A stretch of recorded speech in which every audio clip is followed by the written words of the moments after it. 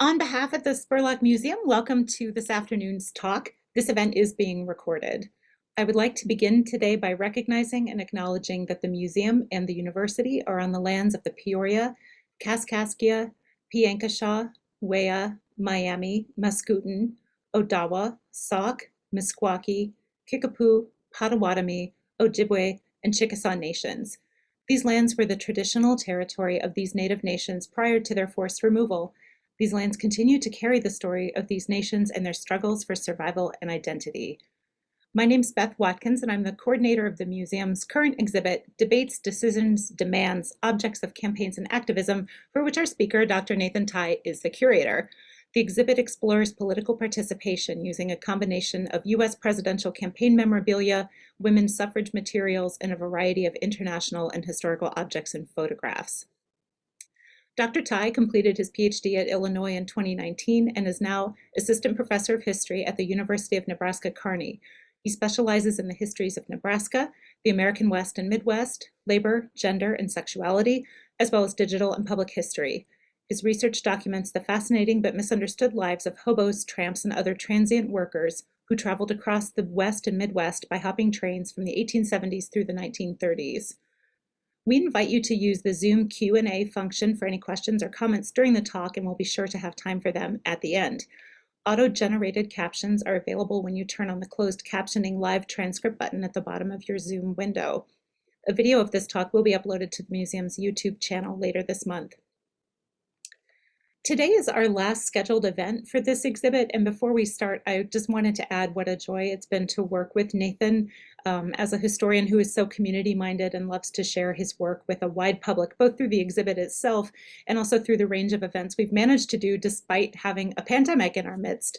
Nathan's 4 other events that have happened in conjunction with this exhibit are all online on our YouTube channel, so please do take a look sometime soon.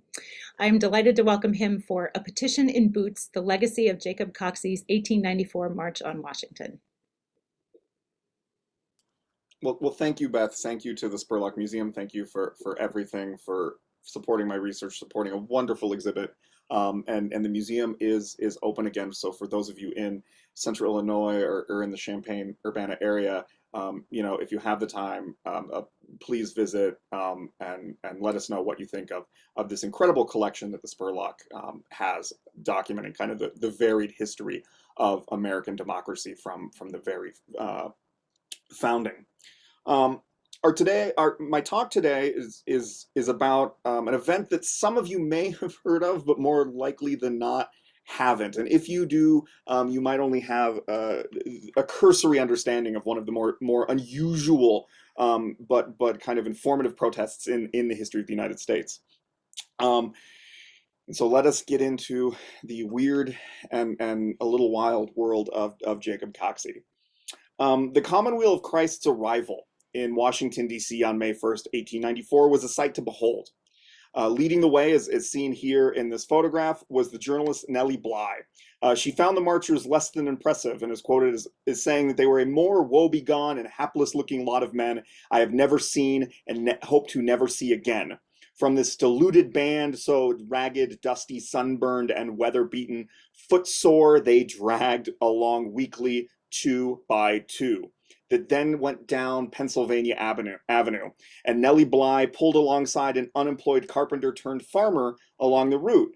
And he told Bly that he had traveled to Washington from Nebraska on the roof of a boxcar and planned to leave the same way should their efforts fail.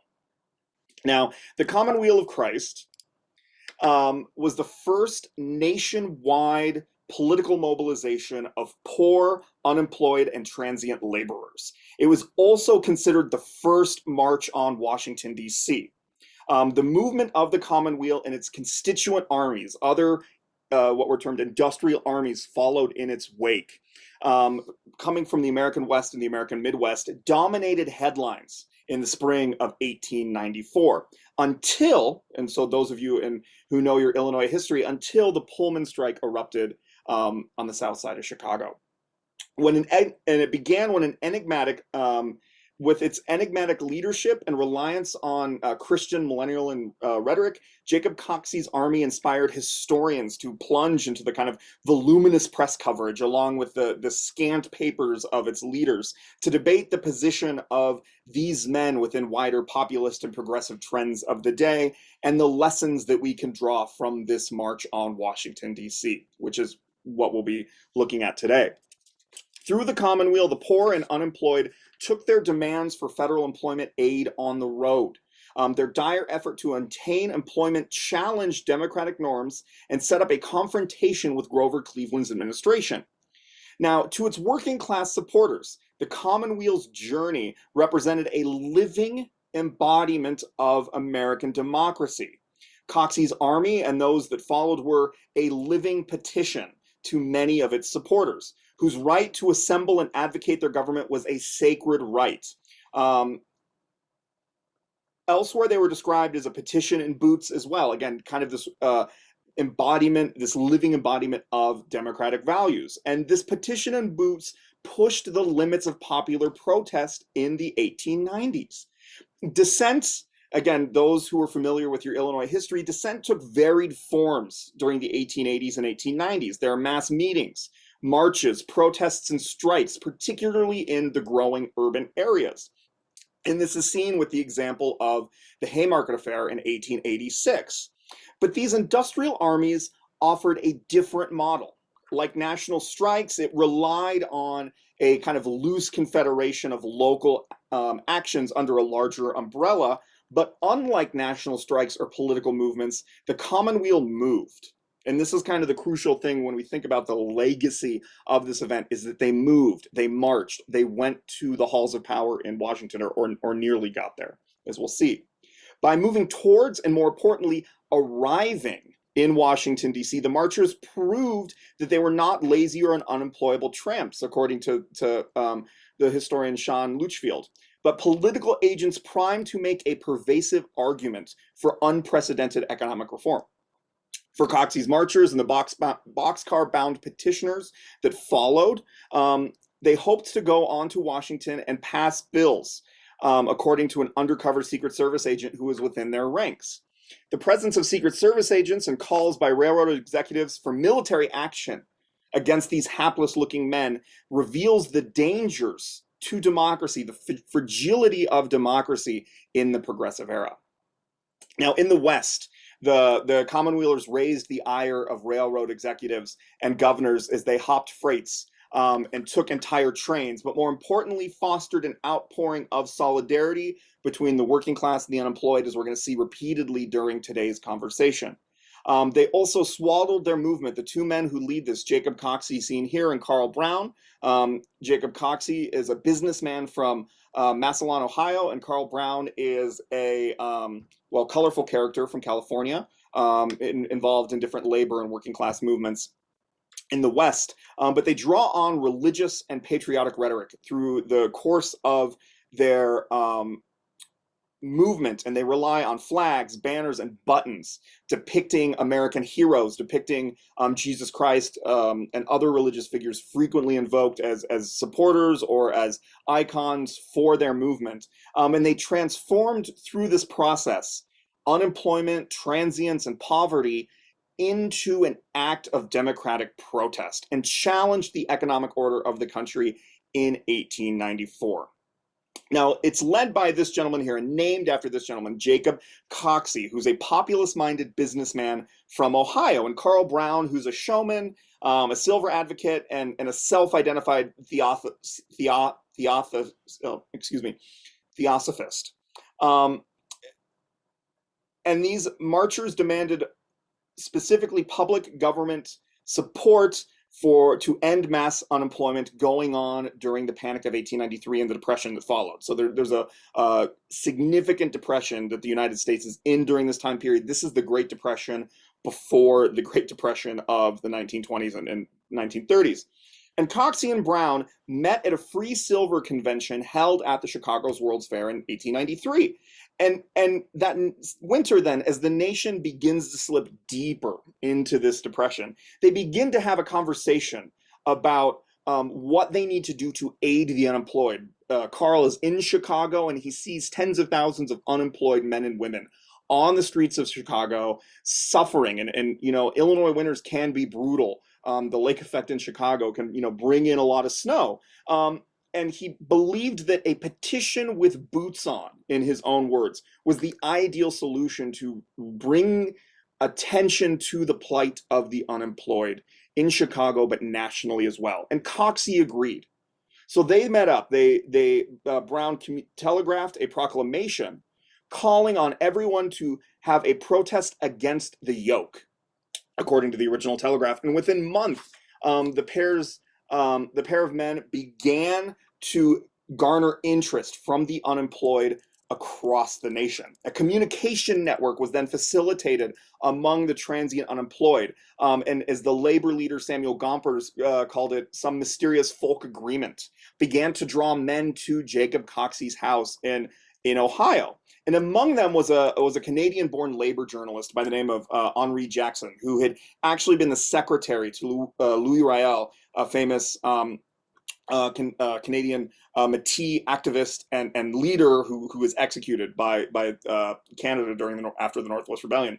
The call to join was carried by mouth, by press, across the country. And Carl Brown's proclamation to march on Washington resonated, so that you have at least a dozen, if not more, industrial armies forming across the country. So what we see here is all of the largest armies that follow in Jacob Coxey's wake to march on Washington, D.C. to demand federal aid to the unemployed. Now, Jacob Coxey's march is actually, the Coxeys Army itself is only this blue little line over here from Massillon, Ohio. But you see folks coming from all along the West Coast. You see people coming from across the Southwest and from the Midwest, from places like Pueblo, from Omaha, from Montana. And all of these armies are bound for Washington, D.C. Now, not all of them arrive. Some of them are stopped, as we're going to talk about. But you can see how this is a nationwide movement. And imagine, just to put yourself in the perspective of someone in the spring of 1894, you have thousands of unemployed men who are part of a reformist political movement traveling in mass across the country, bound for Washington, D.C. For a lot of folks, this is very, very scary. For others, they see this as an opportunity that common people are putting pressure on those in Washington. Now, the particular plan that the industrial armies are advocating for is a little confusing, so I'm going to work it out with you here. It's not the there's not a really good slogan to explain what Jacob Coxey exactly wants. And so Coxey's plan, which came to him in a dream on New Year's Eve, again, Coxey's a very interesting individual, called for a federal investment of $500 million in paper money specifically, not silver, not gold, but paper money, to purchase state and municipal bonds, which would be issued by states and cities across the country. The federal government would buy these non-interest bearing bonds, okay, which with paper money, which would then flood local economies with greenbacks, okay, making cash accessible to a larger swath of the country. And this influx, this investment in these local communities would be used to pay for the unemployed to improve local infrastructure, specifically roads. He's an advocate of what at the time is called the Good Roads movement, that we need to improve roads for commerce. And so this would be a way to both provide resources for the unemployed, to give them jobs, as well as invest in local communities and provide for better infrastructure. Your goods can get to market faster. You can travel between communities faster. You're able to increase the commerce of your particular community. You're able to aid farmers who can bring things to market. There's a wide range of reasons why folks want better roads in this time period. But when you think about it, the idea that we're going to go to Washington and demand $500 million invested into local economies. This is something that is unprecedented. Now, there has been federal investment in infrastructure projects and things going back to early roads in the country, but something of this scale isn't seen until the Great Depression, when you have New Deal programming, right? And there were harsh critics of Coxey's plan. Senator John Sherman of Ohio, Coxey's senator, and also the brother of William Tecumseh Sherman, called the plan impossible and unconstitutional. And an attempt to such massive improvements through paper money would be far worse than to suffer the inconvenience of bad roads. To which Coxey replied, then the great national road through Ohio and Pennsylvania before the age of railroads was unconstitutional. So Coxey did have precedent on his side for federal investment in roads. But you can see here too in this image from Puck of Jacob Coxey as kind of this deluded, dreaming figure. He's being led over the edge by the ghostly visage of William McKinley, Benjamin Harrison, and kind of chasing his pipe dream. And he's leading this deluded band. He's got a paper hat on. That he's a fool. Okay, that he's got this demand that nobody is actually going to happen, and it's going to lead to ruin. He's going to be led off. He's going to be led off the edge. But nevertheless, even though elites are criticizing this plan, Coxey found support among working class and populist circles. The American Federation of Labor and the Farmers Alliance, different Farmers Alliance assemblies endorse the plan. That folks in rural communities are like, yeah, we want good roads, and we want the federal government to pay for it. We don't have the resources to do it. We also have large amounts of unemployed. We want those resources. And so to push for this plan, they have the march. And so Coxey and Brown rallied the unemployed from the disdained ranks of tramps, from hobos and others. The Indianapolis Journal believed that the professional tramp will not, as a rule, join Coxey, but the Journal later reported large numbers of tramps joining the Commonweal's ranks. And the press frequently refers to Coxey's army as a tramp army. But Coxey understands that tramp and hobo and these other terms are pejoratives that are being put on the unemployed, as you see here, this depiction of Coxey's army. And you can see it's a well-organized group it's organized along military lines. They have camps and commissaries. You can see how they've set the campsite up. They've got kind of a fence with cloth behind it. They've got a band. They've got American flags. They've got wagons, and there's a couple horses in this as well. This is in their mind not a tramp army. That they were, in Coxey's own words, we want patriots and bummers, not bummers, declared Jacob Coxey in a Commonweal bulletin. But nevertheless, kind of the hobos and tramps who did join, kind of unemployment's part of working class life. So a lot of these folks in this image are unemployed, but have ridden the rails, or they have been homeless, or they have had some sort of transience. And some of the armies, and we're going to talk about particularly General Kelly's army here in a little bit, do ride the rails and are considered part of kind of a wider hobo politics. But by mobilizing the transient unemployed, Coxey and Brown actuated something more tangible than the theorizing of a crank, according to the Wichita Daily Eagle. Carlos Schwantes, who's the main historian of Coxey's army, argues that the ultimate success of the Commonweal lay in educating the nation about the plight of the unemployed, about making people realize that homeless, that freight hopping, that riding trains, that living in hobo jungles, that surviving on the margins of society was the dominant way that most unemployed lived in this time period. There wasn't any sort of safety net. There wasn't any sort of welfare programs. Relief programs were inefficient to deal with the scale of unemployment in 1893 and 1894. And so folks began to realize actually how bad things were.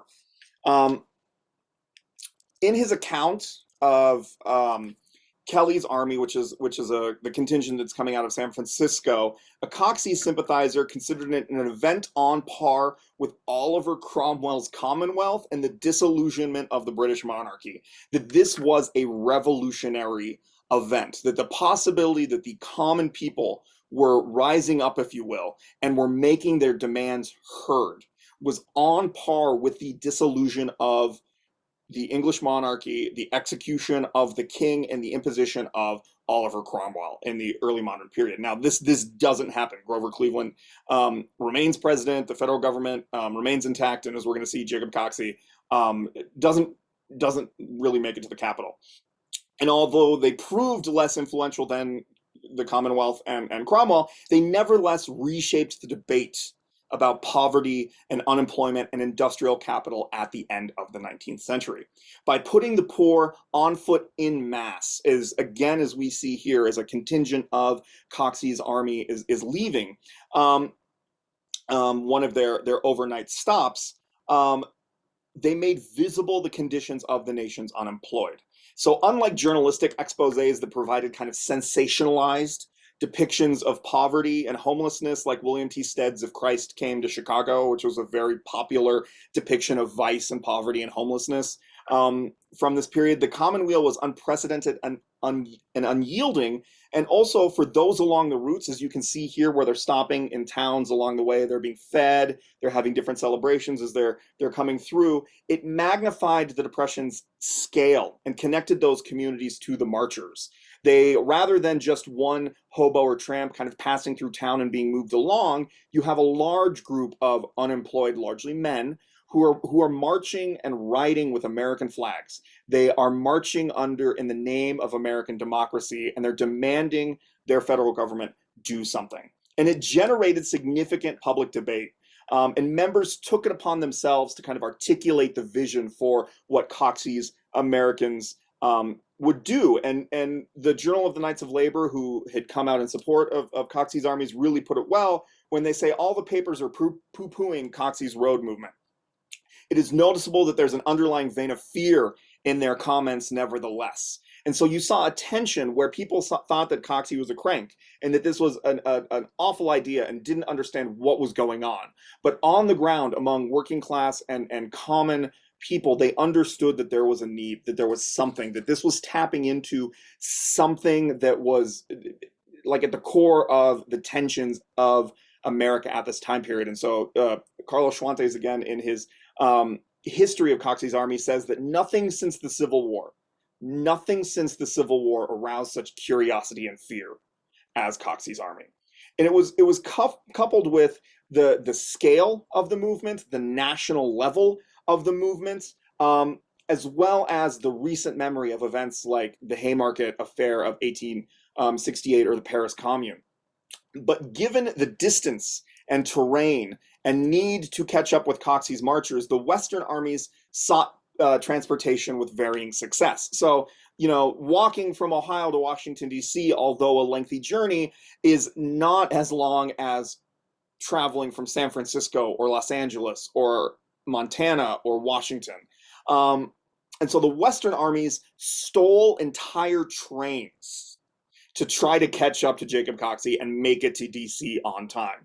In Western Kansas, U.S. Marshals and soldiers from Fort Leavenworth detained a contingent of 450 men led by J.S. Sanders that had commandeered a Missouri Pacific train in Colorado. Another Colorado contingent, depicted here walking through the streets of Denver, led by Henry Bennett, turned to their most articulate member, an Irish immigrant woman by the name of Mary Jones, not yet known by her more famous nickname, Mother Jones, one of the founders of the Industrial Workers of the World, well-known labor advocate, who's buried in Mount Olive, Illinois, outside St. Louis, to boost morale with rousing speeches as the men made their way east. Marchers from Butte, Montana suffered a fate similar to Sanders' party. Butte was hit hard by the Panic of 1893. A lot of miners were out of work and wanted something to mobilize around. And so 500 men from Butte, Montana initially tried to take a Northern Pacific train that it was pulling through town, but the railroad responded with a federal injunction to prevent any sort of stealing of their trains. And so undeterred, unemployed railroad workers among the contingent of 500 unemployed men broke into the roundhouse in Butte, Montana overnight and assembled a train, and then steamed out at dawn with 500 people aboard the train bound for DC. Now, support for the Army's movements filtered into editorial columns nationwide. And it was papers big and small. These contingents of these armies were passing through major metropolitan areas, but they were also passing through smaller communities, including Kearney, Nebraska, where I currently teach. When Kelly's army passed through, the local paper, the Kearney Hub, rejected those who denigrated the Commonweal and demanded that the public support their aims. And I quote directly, "These men are not tramps nor vagrants, but law-abiding people with nothing to do, seeking the only remedy that suggests itself, and as such are entitled to the sympathy of the public and the helping hand of every woman and women professing the creed of humanity. You have an innate obligation," according to this editorial, "to aid these individuals because they are human beings in need." Petitions then poured into Congress. The congressional record is rife with different local organizations, fraternal society, labor unions, citizens groups, demanding better treatment for the unemployed, decrying the abuses that these men are suffering on their way to Washington, D.C., and demanding that Congress welcome them with open arms ultimately when they arrive in Washington, D.C. Now, the Army's movement solicited strong condemnation from governments and railroad corporations. So, for example, when the Army was leaving Nebraska and coming into Iowa, the Union Pacific Railroad allowed the train to bring them out of the state and put them into Council Bluffs right over the Missouri River. And that group was Kelly's Army, which is seen here. General Kelly is the gentleman standing. The governor of Iowa, Governor Frank Jackson, rushed to the city and ordered up 7 militia units to protect Iowa from the contingent, this army, this unarmed group of unemployed men that had been brought into the city on the Union Pacific Railroad. Not only was Council Bluffs responsible for housing and feeding them, but then curiosity seekers from across the river in Omaha poured into the city because they wanted to spend time with this army. And the Council Bluff newspaper said that there will never again be witnessed in the history of our country anything as unusual like this. Now, unamused by the crowd's actions coming across the river, the Council Bluffs paper had a simple message for everybody in Omaha: stay at home. Don't come over. We've already got enough problems. We've got 7 militia units. We've got hundreds of men sleeping in a city park. This is not a circus atmosphere by any means. And after 4 days of being camped out in the parade grounds, the men began to leave on foot. They just decided, we're not going to find a train. We're just going to have to get to DC on foot. And among the marchers in Council Bluffs, as seen here in the corner, was an 18-year-old from Oakland, California, by the name of Jack London. He joined the Army. He kind of caught up with them. He'd been traveling with them, and he caught up with them at this point. And he records it in his diary.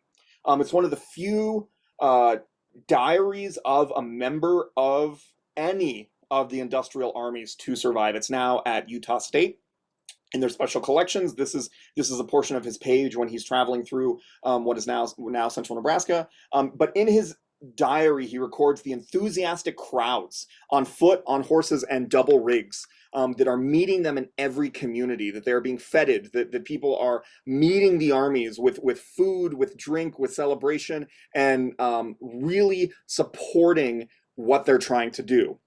And as the Army is leaving Council Bluffs, these supporters who have been from Omaha, who've been excluded, want to do their part to support the Army, so they steal a train. And they steam it across the river into Council Bluffs, and they gift it to Kelly's Army as it's leaving town. And General Kelly says, no, we're not going to steal. We're not going to take stolen properties. Also, it's a locomotive and 3 cars. We can't put 300 men on your train. We're going to go on foot. And in and among the group There's at various points in times undercover Secret Service agents, there's undercover detectives who are reporting to a wide range of people. The Secretary of Agriculture has undercover agents reporting back to him as the army marches through. The president has Secret Service agents reporting back to him, as well as the governor of Iowa, actually the commissioner of labor, goes undercover dressed like a tramp and is in and among the marchers, but comes to the conclusion that they aren't invaders. And he believed that good would result from this movement when he eventually gives his report to the governor, and that they could not be properly classified as tramps and vagrants, as those terms are generally understood. What they are were unemployed men, and that the state should support them, not abuse them as they traveled through.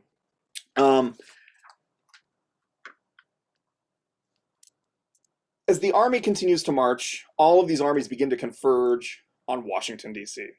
And as I opened our conversation today, I talked about how when they come into Washington, D.C., Nellie Bly's there with them, the famous female journalist, walking alongside them. We can see here in this picture, actually, Jacob Coxey comes in his wagon with his children, followed by the whole army, and they make it to the Capitol, as seen here on this image from Frank Leslie's newspaper. All of these men who have marched across the country. They have ridden in stolen trains across the Sierra Nevadas. They have crossed deserts. They have crossed the plains on trains. They have walked hundreds of miles and made it to the Capitol. There is fear that they are going to assassinate Grover Cleveland. There is fear that they are going to take over the Capitol building and try to subvert American democracy, but that is at no point in time ever their intention. They are unarmed, they are peaceful, they are bringing forth a petition with their bodies to their elected officials. They get to the Capitol grounds. Coxey steps out of the wagon. There's a police barricade. He kind of moves around the police barricade. There's like a little, there's a kind of a little stone fence. He and then Carl Brown and other members, they hop this little fence. They're starting to go up the steps, and Brown's arrested. And Coxey is told that he is not going to be able to make it up the steps, that he is not going to be able to speak. And he is told to return, that he has violated federal law, and that he must return to his wagon. And so he does, with no complaint. He takes the speech he was going to read and he hands it to a reporter who they then publish it the next day. And he goes back while Carl Brown is arrested. And ultimately, they are put on trial then for the awful, awful crime of walking on the grass. They have marched hundreds of miles. They have crossed mountain ranges. They have gone through storms. They have mobilized a national movement to demand the federal government bring about support for the unemployed in the worst economic depression that the United States has ever experienced at this time. There are fears in the Hall of Washington that these men are going to overthrow the government and kill the president.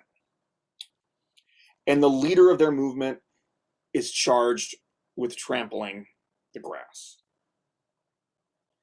And they are convicted. They are convicted in the local court for trampling on the grass. And the judge argued that they had the right to articulate their views, to protest under the First Amendment, but they had to do so under the law. And in trampling on the grass, and also they were also charged with carrying banners on Capitol grounds. In doing so, they had violated the law. They had enacted their democratic rights improperly. And so Coxey and his army, the remnants of the army, they set up an encampment in Maryland. They're kind of surrounding the city, those few who remain, and it eventually dissipates. Coxey realizes he wasn't going to be able to bring about the change as he saw fit. So instead, he begins lobbying. He's trying to advocate in other ways. And eventually, the army begins to kind of dissipate and just people leave. They hop back on their boxcars. They go back. It doesn't work. And Coxey actually meets with them in July and says, "It's over. We lost. That's it." But Coxey didn't stop his kind of advocacy, largely on the behalf of the unemployed and the poor, and he becomes a specter of the threat to democracy that is posed by populism, that is the threat that is brought about by labor, the threat of working class movements and movements of common people. And so you see through the rest of the century, Coxey frequently being invoked, and Coxeyism being invoked as this threat to democracy, as we see here on the left, this Harper's Weekly illustration, which is an image of what the Supreme Court would look like if the populists would win. The angry-looking gentleman at the center, the Chief Justice, is Governor Altgeld of Illinois, who Altgeld Hall at the University of Illinois is named after. But you also see then Jacob Coxey and Eugene Debs as members of the Supreme Court. And we see here also a sketch from the Washington Post of William Jennings Bryan watching labor and capital duke it out with Jacob Coxey and Governor Altgeld next to him again, rallying on behalf of labor. You also see him here as one of the supporters of William Jennings Bryan. Here you see all of the myriad of forces that Bryan has amassed, arrayed, and is leading his campaign against the forces of the Republican Party. And you see Coxey again depicted here at the front as one of these people who is mobilized on behalf of the People's Party of kind of populist politics. Now, Jacob Coxey, this is 1894. Jacob Coxey doesn't die until 1951. There are people living today who almost certainly knew Jacob Coxey, showing how recently this actually was. And he continued his movement. In 1914, on the 20th anniversary of his protest, he marched back on Washington, again demanding for the issuance of municipal bonds that the federal government would pay for, that would pay for unemployment resources. And so he actually gets to read his speech, finally, 20 years later, as seen here in this photo from the Library of Congress. And he is still drawing a crowd, that people are interested in what he has to say. In 1931, he is elected. So 40 years after his original march, he is elected the mayor of his hometown. And it's in the 1930s, he again is advocating, as the Depression really comes into its full force, he's advocating again for the unemployed. He's calling for $100 monthly payments from the federal government for the unemployed, public ownership of public utilities, and federal bonds to support unemployment programs. And we see him here again in Washington, D.C., but with a police officer with a tear gas pistol standing behind him. Again, he has a reputation for causing problems. In 1944, he again returns on the 50th anniversary of the march and reads his speech on the steps of the Capitol, and then dies again in 1951. Now, when we think of Coxey and we think of his long legacy, here he is delivering his speech on the steps of the Capitol in 1914. The Commonweal transformed participatory politics in the United States. It realized that the organization of the unemployed and transient men of common people on an unprecedented scale. The marchers' moves confronted many Americans with the suffering of industrialization and the reality of mass unemployment. It made the Depression real and visible and visceral for folks across the country. And more importantly, though, and this is the real lasting legacy of this movement, is it reimagined the possibilities of mass protest and politics in the United States. This is the first March on Washington. This sets the stage for the hunger strikes and the hunger marches of the 1930s, for the March on Washington, for equality and jobs, where Martin Luther King gives the I Have a Dream speech, for every subsequent movement and march and protest that has happened in that city that is part of a national movement. This is its precursors. It was a new, and it has a new and challenging context as we think about the recent events in January at the Capitol. It underscores the fragility of democracy, the power of politics, the power of presence of politics. But what Coxey underscores in breaking this barrier of this mass movement is the importance of peaceful protest and of citizens demanding for their government aid and support. They're not going to dismantle the government. They're not going to reject the government. They want government investment. They want federal support for the unemployed. They want to use the powers of government to defend the needy and the least. They want to use the best of democracy to help those citizens who do not have those resources or those abilities to survive in American society. And he marched because he believed in American democracy. He continued to do this for the duration of his life. And he wanted the government to aid the citizens in need and not dismantle it. And that's ultimately the legacy of Jacob Coxey's march. And with that, if anyone has any questions, I'm more than happy to answer them.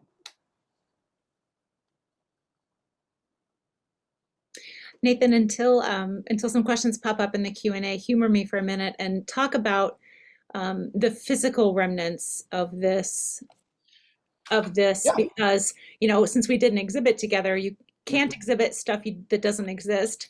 And I can imagine that the collection we were working with does not have any representation of this in it.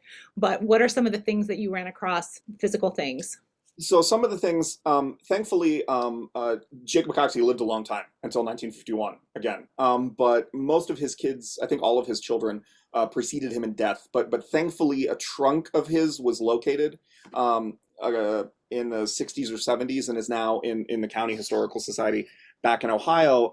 But there's surprisingly very little about the march itself that has survived within his papers and within his correspondence. The buttons and the banners, there's a lot of photographic images, engravings and things. In Ohio, some of the ribbons and the banners do survive, or depictions of them. Again, these are visual images that are being made by unemployed men with scrap cotton, with cloth and things, and so there's a stuff that is incredibly ephemeral and is not meant to survive in and of itself. Because Coxey lived so long, there is a lot of photographic depictions of him, a lot of newspaper coverage, but then also, given just how generally weird at times Victorians are, this is one of my favorite things, and this is, I know why you set up this question. I keep this in my office. It's a Victorian commemorative spoon for the march, which is also just such a weird thing when you think about it, that you're having a mass movement of unemployed men marching on the Capitol, and you're going to commemorate it with a decorative spoon. Like that, this is the thing. Like, you know, my dad marched on Washington, and all he brought me back was this decorative spoon. I haven't done a lot of research on this item. I've not seen all that many of them. Actually, this is the only one I've ever seen. So I don't know who issued it, why they issued it. But again, remnants of it just don't really survive. You know, there's photos and there's pictures and there's a lot of newspaper coverage, but actual physical things. And Jack London's diary at Utah State. It's beat up. It's the diary of an 18-year-old hobo, but it is one of the other few remnants that has made its way to us today. Were there any objects in the collection we worked with that had that same kind of level of irony in them or paradox in them? You know, there's some of the stuff. I'm trying to think. Yeah, I mean, some of the stuff is just it's being sold for commercial purposes. So some of the more unusual things, I think of, like the Teddy Roosevelt safety razor, or the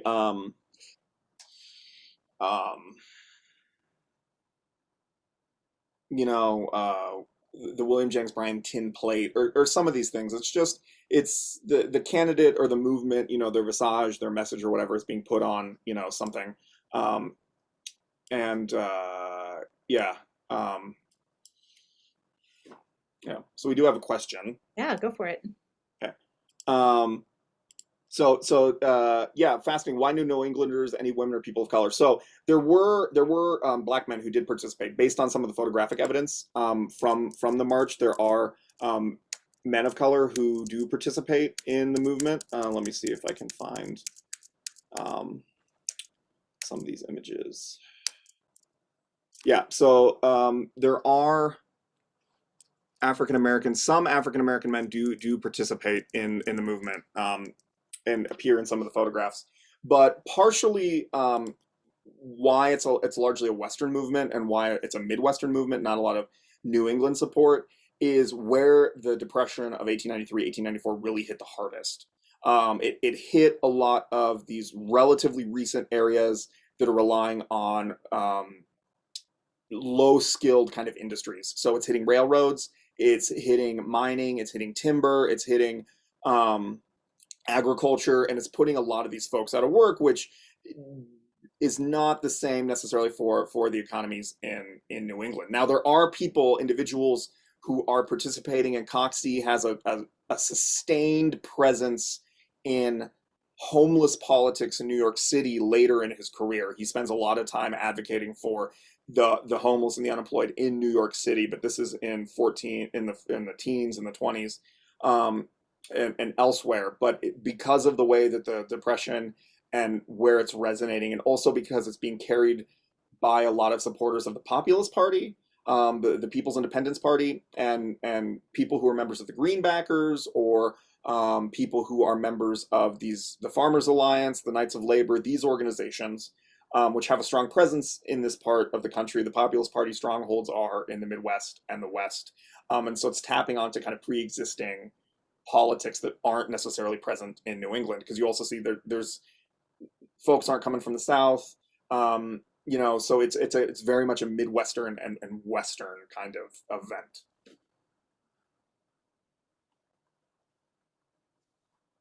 And there are some women who do participate. The other part of that question, Coxey brings his family with him, and his daughter actually rides on a white horse in a dress, and leads the army. She's right here, actually, in this photo. She's here under the parasol. That's his daughter. And I think she symbolizes like democracy. There's particular symbolism for most of the things that they do in a lot of the marches. And Mother Jones is a member of one of the contingents out of Colorado. So there are women, not a lot, particularly because some of the armies, again, they're stealing trains and hopping trains and things. And so Victorian gender norms, this is not something that a lot of these working class women are doing. Women are also, and so again, there is involvement of women, but not as much as there are men participating in the movement.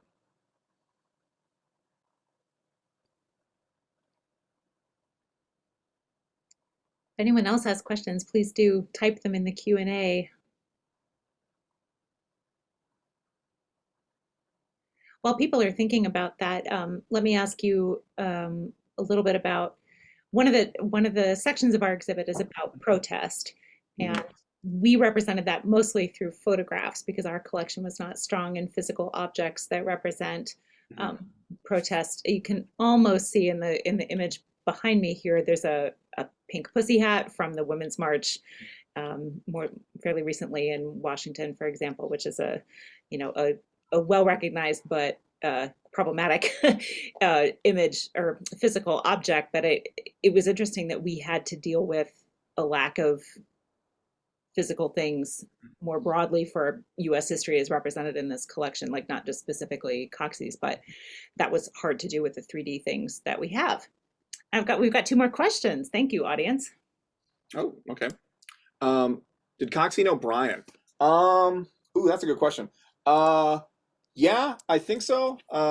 I haven't exhaustively gone through all of Brian's material at the Library of Congress. I've gone through a lot of it. I'm certain at some point in time they ran into each other or wrote to each other. Coxey was prolific in corresponding with different folks. So it would be interesting to know how they thought of each other. That's something certainly that needs to be pursued. But they were at least considered within the same ideological orbit. And a question from David Vale. What was the central role the environment play in the Industrial Army marches? Good question for David Vale's an environmental historian. So when they're crossing, particularly in the West, they're crossing through storms. They're crossing over, mountain passes over the Sierra Nevadas when they hijack a Southern Pacific train as they're going through California, the Kelly's Army, I think. So they're dealing with a lot of weather, and there's accounts of, particularly the armies that are going across the desert. I mean, riding in a train across Southern Arizona, Southern New Mexico, and West Texas sounds awful. You're in a boxcar. You don't have a water bottle. You maybe have a canteen, right? You're not supposed to be on the train to begin with, and communities are far and few between. So it is really brutal conditions for some of these guys. They're arriving sunburnt and starving and just miserable. Um, for Kelly's army, for the contingent that goes across the Midwest, in Des Moines, they're actually tired of walking, so they build boats and they get scrap timber. I think people donate things. They spend a couple of days. They build boats and they go down the river to Keokuk, and they go down. Then they go down the Mississippi and they go to St. Louis, and then they go up the Ohio River. And they're able to transport it that way. And Jack London writes about kind of lazily, sitting in one of these pontoon boats, or these rafts that they kind of make, and getting into fights with some of the other rafts and stealing supplies from people, and generally causing trouble. So the weather conditions, the environmental conditions, particularly in the West, are very brutal for these guys. And then they're adapting to the environment as they travel, whether that's going by rail, whether that's walking, or building boats. And they're not the only contingent to build boats. Actually, one of the contingent that goes through Denver also builds boats. I think to go down the Platte River, maybe. But there's photographs of them building boats in Denver, so presumably that's where they're traveling. Oh, and then one final thing on the environment. When they do get to DC and they're thrown out in their encampment, um, they set up their encampment in like an irrigation, functionally a sewer. They are given like the worst available land in Washington D.C. to camp on, and so I'm sure that sickness and other things are rife through the community at the time. Nathan, since you have your map image up there still on the screen, are there parts of the Midwest and West that one might expect to see represented and, kind of significantly involved in this that are not? Well, they're missing some of the other armies. So I mentioned there's an estimated here. You have a handful. You have eight, if I'm counting right. One, two, three, four, five, six, yeah, eight. But there's an estimated a dozen. But there's many smaller contingents. So, for example, there's a contingent that comes out of Lincoln, Nebraska, that isn't represented on this map, and it gets some notoriety because one of the organizer is reported to have said that he was going to DC to assassinate Grover Cleveland. And this was reported by undercover detectives who then gave this information both to the press and their patron, the Secretary of Agriculture, J. Sterling Morton, the founder of Arbor Day, and his son, Joy Morton, founds Morton Salt in Chicago and the Morton Arborarium. Um, but the idea that the Secretary of Agriculture has undercover spies in a mass protest movement is also kind of this just shows how afraid people were that the Secretary of Agriculture has undercover detectives in the movement. But so they had folks come through. Surprisingly, there's not a lot from like Central Illinois.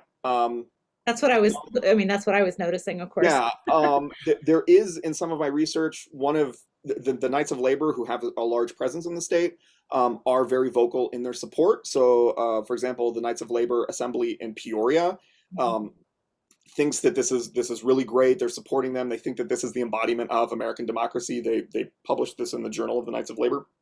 But there's not I think folks coming from Illinois, at least as far as I was able to tell, kind of through the local press for the time period. But that could be, there's probably folks who are interested. As far as I can tell, there weren't anybody coming from Champaign or Urbana.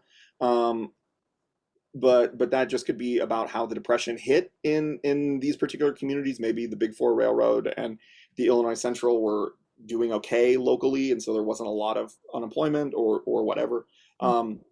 But yeah, not a lot. And there's not folks coming specifically from the Midwest. There's people passing through.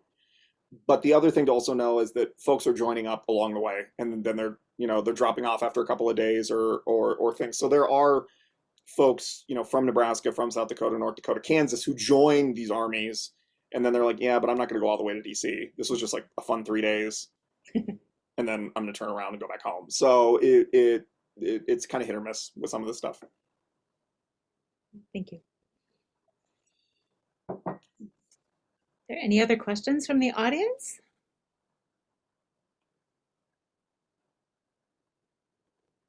Well, looks like that was all the questions. So I think that leaves it to me to thank all of our attendees for coming today. We really appreciate you being part of this last event in conjunction with this exhibit.